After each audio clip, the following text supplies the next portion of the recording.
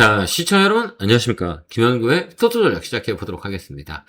자, 오늘 시장이 좀 많이 밀렸죠. 재정확 리스크, 유가에 대한 시장의 변화라는 것들이 심리를 압박시켰다. 이렇게 보면 될 것 같아요. 뭐, 야간 선물도 미국 나스닥 같은 경우는 야간 선물도 강하게 밀렸고요.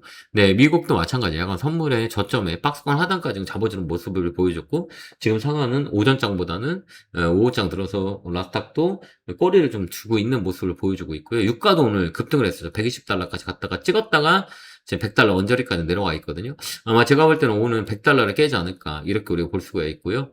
우리가 좀 잘 봐야 될 거는 이제 선물에 대한 가격이거든요. 이게 이제 근원물과 원원물이 있어요.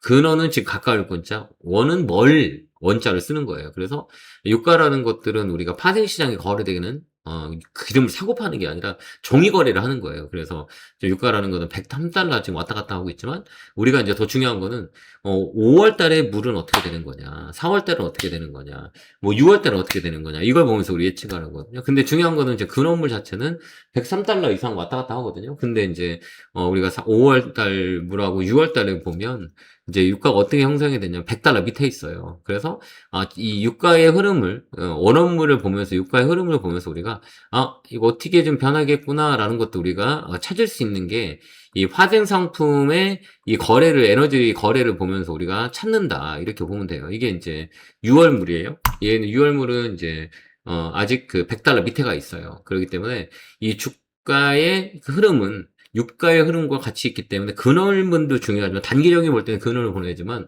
원월물을 보면서 이 전쟁이 어떻게 될 건지를 우리가 예측할 수 있는 툴로 쓸 수 있다 이렇게 보여지거든요.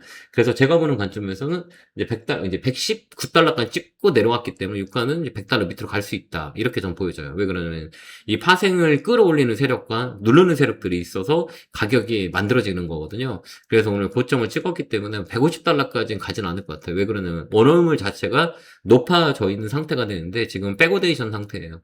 근원보다 원원이 내려와 있기 때문에 백오데이션 상태고 그 다음에 이제 근원이 원원물이 올라가면 우리는 그걸 콘텐츠 상태라고 하거든요. 그래서 아직까지는 전쟁이 길게 가지 않을 거다라는 예측이 가능하다라는 것들이 우리가 이 예측할 수 있는 툴을 쓴단 말이에요. 그래서 뭐 전쟁이 뭐 러시아 우크라이나처럼 가진 않고요. 제가 볼 때는 트럼프가 얘기했던 뭐 6주 정도 정도에 끝나지 않을까. 이렇게 보여지고 더 빨리 끝날 수도 있을 것 같긴 해요. 화력을 최대한 넣었기 때문에 이제는 이제 더 이상은 이제 협상이 일어나지 않을까. 저는 개인적으로 그렇게 봅니다. 유가가 오늘 강하게 시장을 흔들어 놨기 때문에 거기에 대한 쇼티지가 올 수 있기 때문에 이번 전쟁은 좀 길게 가지 않을 것 같아요. 뭐 제가 틀릴 수 있겠지만 틀리면 이제 대응하면 되기 때문에 저는 그렇게 보지 않고 있고요. 그다음에 유동 자금이라 그래요. 그리고 증시 자금이라 그러거든. 우리나라 자금은 지금 130조까지 예탁값이 늘어났거든요. 엄청난 이런 시세, 이 파란 게, 이 종합지수고, 그 다음에 여기 분홍색, 빨간 거, 분홍색 있죠? 요게, 이제 뭐냐면, 고대 예탁금이에요. 그 다음에 신용잔고도 많이 넣었죠. 주가가 빠지면 예탁 자금들이 계속 늘어난다는 거예요. 머니무브가 이루어졌다는 거예요. 요즘 130조까지 늘었거든요. 신용잔고도 많이 늘었고, 그럼 뭐냐. 대기 자금들이 항상 지금 도사리고 있다는 얘기예요. 주가 떨어지면 잡는 거예요. 그래서 오늘 또, 지수 자체는, 꼬랑지 주셨어요. 이거 꼬랑지라고 그러죠. 꼬랑지를 많이 줬어요. 한번 보도록 할게요. 그러니까 너무 놀라지 말라는 얘기예요. 뭐 전쟁이라는 부분들은 어차피 언젠가는 해결될 수 있고 거기에 대해서 우리가 너무 두려움과 공포심을 가질 필요 없다는 얘기예요. 왜 그러냐면 오늘 또 봐봐요. 꼬랑지가 딱 들어왔죠. 이게 전저점 깼지 않았거든요. 근데 들어오잖아 여기가. 그러니까 5,200포인트 언저리 밑에서는 매수, 꼬리를 준다는, 떨어지면 매수 자금이 들어온다는 거예요. 꼬리를 준 자리예요. 그리고 여기는 1차 지지라인이 될 수 있다. 그래서 5,200포인트, 5,000포인트는 요 자리예요. 강력한 지지라인입니다. 이렇게 우리가 체크를 하는 거예요. 그래서 여기서 잡아준 다음에 다시 꺾어 올라가요. 그래서 이렇게 외바닥으로 떨어진 자리는 쌍바닥을 잡고, 그 다음에 쌍봉을 만드는 경우가 되게 많이 있어요. 그 이후에 변해요. 그래서 이 갭맥으로 올라가는 시점이 될 수 있다. 이게 이제 만기거든요. 올해 이제 이번 주에 만기가 있기 때문에 외국인 포지션은 저번에도 말씀드렸겠지만 만기 포지션에 매도를 친단 말이에요. 매도를 잡아놨기 때문에 얘들이 이제 수익 나는 구조였거든요. 그렇기 때문에 이제 만기가 끝나면 매수가 들어올 수밖에 없고 외국인들의 매수가 지금 작년에 한 40조 이상은 매수가 들어왔는데 지금 1월부터 지금 3월 현재까지 얼마를 매도했냐면 2조 27조를 매도했어요. 다 나왔다는 얘기예요. 올해 이제 매도할 거를 1, 2월 달에 다 팔고 1분기에 다 팔았어요. 그러면 얘들이 선물도 하방을 잡아놨었고 이거를 바뀌는 시점이 이번 만기예요. 그렇기 때문에 지정학적 리스크는 어느 정도 주가에 흡수하고 있고 저점 테스트하고 우리나라의 체력들을 테스트하는 구간이기 때문에 너무 걱정 안 해도 돼요. 그래서 관망을 하는 게 좋고요. 이번 주는 정말 좋은 타점이 나올 수 있어요. 그래서 개인들이 똑똑한 건 뭐냐면 예전같이 막 주가 떨어지면 막 사진 않아요. 그러니까 딱 정해져 있어요. 오늘 또 개인들이 4조 정도 들어왔거든요. 4조 6천억. 그 다음에 외국인들은 어차피 얘는 비중을 줄여야 돼요. 비중이 저번에도 말씀드렸기는 꽉 차 있다. 라는 걸 여러분한테 되게 말씀을 많이 드렸죠. 얘들, 우리가 역사적으로 봤을 때, 얘들이 주식을 파는 것들, 외국인들이 왜 주식을 팔아요? 라고 하니까 비중 조절이라고 그랬어요. 그 비중이 항상 정해져 있거든요, 얘들이. 그래서 그 비중을 해서 움직이는 게 외국인의 포트라고 얘기해요. 그렇기 때문에 외국인들의 그 포트 자체는 항상 정해져 있어요. 그렇기 때문에 우리가 애들의 이제 예전부터 외국인들의 이제 예, 흐름이라고 하는 거는 외국인들 비중이 그동안 어떻게 가져갔나를 보면 우리 쫙 알 수가 있어요. 이제 외국인들이 어떤 비중을 가져갔나 이렇게 딱 보면 돼요. 외국인들은 이 비중이 되게 저번에도 말씀드렸어요. 제가 이 그래프를 보면서 그죠? 예, 여기 봐봐요. 이 그래프대로 움직인다 그랬잖아요. 30%대에서 넘어가지 못해요. 여기 33% 밑으로 밀리고 또 30% 밀리고 30% 밀려요. 이게 30%의 이제 비중을 가져간다고 외국인은. 그렇기 때문에 여기는 33%까지 거의 다 찼기 때문에 비중을 줄인다고 제가 말씀드렸어요. 그럼 얘들이 이제 비중을 줄이잖아. 그게 이제 예전에는 1년 내내 줄일 경우가 있었고 한 번에 줄일 때가 있었거든. 근데 이번에 한 번에 줄였어. 그러니까 이제 더 이상 비중을 줄이지 않는다고. 비중을 줄였기 때문에. 그래서 만기 지나면 외국인 살 거다. 저는 이렇게 봅니다. 이거를 우리가 그래프를 보고 판단을 해요. 그 다음에 아까 유가도 보고, 그 다음에 외국인들이 매도세는 이제 아까 얘기했지만 누적치를 보는 거예요. 그 다음에 줄었어. 그 다음에 지수는 아까 5,000포인트 언저리, 5,200 밑에 되면 꼬리를 줄어. 그럼 여기가 1차적으로 사람들이 메리트 있는 가격이나 싸게 살 수 있는 기회구나 라는 생각을 하고 있는 거예요.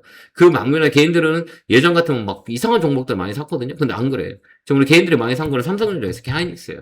안 파는 자금이에요. 나 굳이 안 팔아. 야, 이제는 다른 거 필요 없어. 그냥 삼성전자, SK 하이닉스 살 거야. 이렇게 된 거예요. 예전에 막 잡주 많이 샀거든? 근데 이제 안 그래요. 막 옛날에는 이렇게 빠지느라 테마주 샀거든? 테마주가 가장 빠르기 때문에 막 유가 관련주, 해상 관련주, 전쟁 관련주 샀지만 지금 안 사. 지금 삼성전자, SK 하이닉스가 사잖아. 온리요. 그죠? 온리야. 왜 그러면 실적 베이스가 잡아주기 때문에 이게 싸게 살 수 있는 기회가 아니냐. 이렇게 보고 언제 싸게 사? 이거 개인들이 현명한 거예요. 사는 거 봐봐. 삼성전자, SK, 현대차. 이 자금들이 예전에는 분산됐지만 지금은 집중되어 있어요. 그래서 이 자금들이 사다 팔았다 할 거 아니야. 그것도 또 아니야. 장기적으로 끌고 가는 자금들이에요. 뭐니 뭐 예탁금 자체가 늘어난 건데 이 자금들은 단기 매매 자금이 아니야. 그렇기 때문에 시장은 5천에서 5,200포인트가 원다 그러면 1차적으로 저점이 될 확률이 많이 있고 설령 밀린다고 하면 자금이 막 들어올 거예요. 그러니까 오늘 또 확인해 준 자리고 이게 이제 만기에 겹쳐 있고 그다음에 지정학적 리스크 유가에 대한 변화가 있었지만 이게 희석이 될 거다. 전 되게 긍정적으로 봐요. 6월 전까지는 여러 가지 시장 자체가 우리한테 우호적이에요. 그래서 이렇게 빠지게 되면 종목을 손절하지 마. 갖고 있으면 돼요. 단 신용 매수는 안 돼요. 신용 매수 사람 반대 매매 나오기 때문에 요거만 잘 견뎌내면 좋은 타점이 나와요.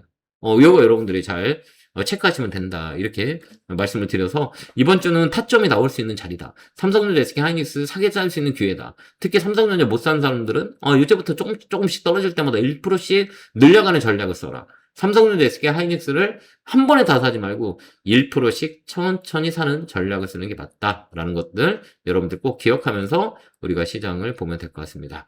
자, 알겠죠? 너무 겁먹지 마세요. 지수는 이제 저점 원절이에요. 그래서 내일부터는 또 반등이 들어옵니다. 오늘 야간 선물도 자체도 이제 우리가 이제 미국 시장이 이제 시장이 개장이 되면 이제 그 심리적인 압박했던 거, 유가에 대한 변동성을 잡아놓고 유가는 100달러 밑으로 빼질 것 같아요, 오늘이요. 예.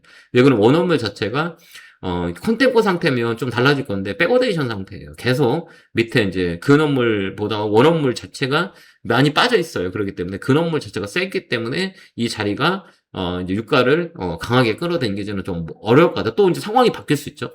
그때는 또 말씀드릴 테니까, 삼성전자, SK 하이닉스 타점을 잡아서 떨어질 때마다 물량을 살 수 있는 기회다.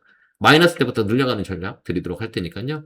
잘 우리가 지수를 겁먹지 말고 대외적인 악재들 겁먹지 말고 정책에 정부의 정책들을 우리가 반하는 행동을 할 필요는 없고 시장 자체는 단단하고 예측권 자체가 들어오기 때문에 우리가 좀 견뎠으면 좋겠다라는 얘기고요. 이번 주는 변동성이 있어요. 그래도 아래보다는 위쪽으로 갈 확률이 많이 있어요. 왜 그러면 외국인들 포지션 자체가 매도세에 수익을 다 났기 때문에 얘들이 선물을 매수할 거예요. 저는 그렇게 봐요. 만기 이후에는 이번 주에 만기 들어오거든요. 선물 오션 만기 이후에는 얘들이 매수가 들어와. 현물도 마찬가지고 그렇기 때문에 너무 걱정하지 말고 잘 견뎠으면 좋겠습니다. 자, 이제 종목 추천은 이번 주는 관망이기 때문에 제가 저점이 나오거나 좋은 종목이 눈에 보이면 말씀을 드리고, 지금은 내가 살 게 없다 그러면 여유가 있다면 삼성전자 1%씩 사는 1%의 매매 법칙을 쓰면 좋지 않을까라는 코멘트 드리도록 하겠습니다. 자, 렌즈 넣어드릴게요. 별개골 팍팍. 감사합니다.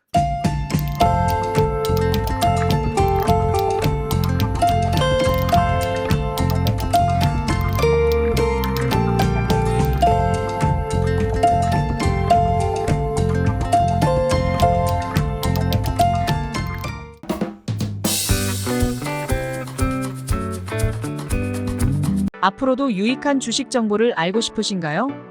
지금 보고 계신 영상 바로 밑에 구독 버튼을 누르신 후 종 모양을 눌러 알림 설정도 해주세요. 더 유익한 정보로 여러분들의 성투를 돕겠습니다.